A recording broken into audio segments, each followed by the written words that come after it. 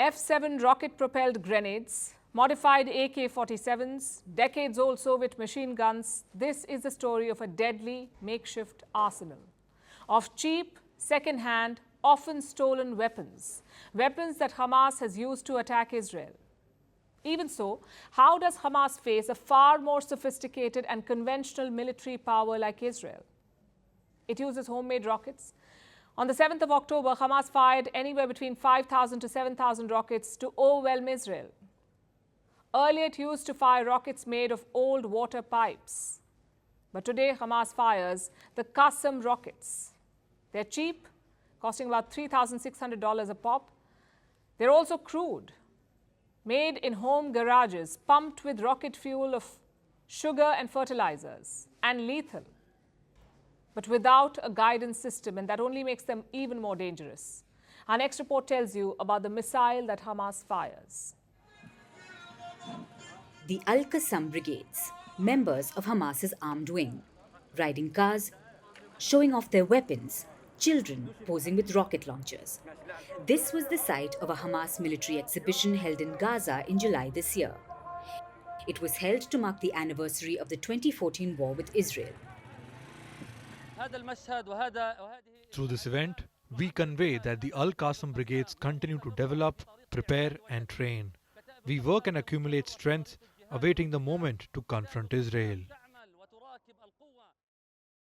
And confront they did on October 7th, almost 50 years since the 1973 Yom Kippur War. Hamas attacked Israel. It was surprising on multiple counts. One, it caught Israel off guard. And two, Hamas's show of strength was shocking. Israel has a state-of-the-art military infrastructure. A battle with the West Asian nation is asymmetrical for Hamas.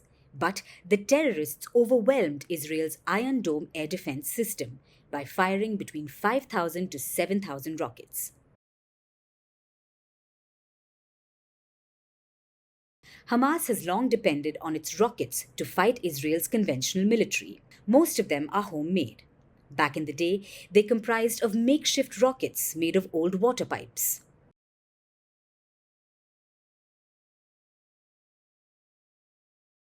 But today, they produce the Qassam rockets.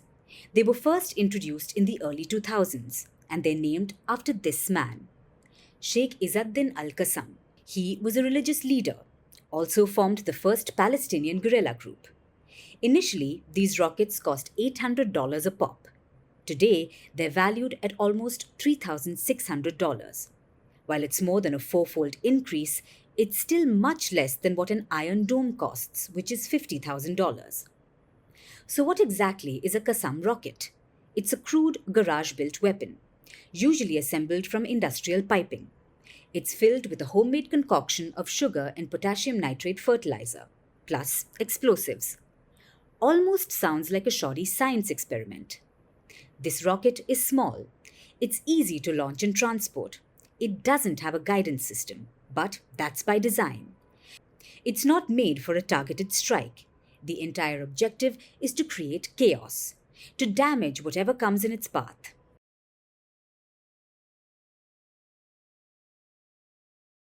Over time, Hamas has supplemented Qassams with military-grade rockets, like the Russian-made Grad. These are bigger and more lethal. Hamas claims there are local factories to build Qassam rockets in Gaza. And that's not all. Name the range of the rocket, from 10 kilometers to 80 kilometers to 160 to even 250 kilometers. And Hamas can build it. But it's not just creating, it's also modifying. Gaza has become a fertile ground for terrorists to scavenge and transform weapons. A number of them appear to be altered Russian or Chinese firearms that were left on battlefields and made their way to Hamas.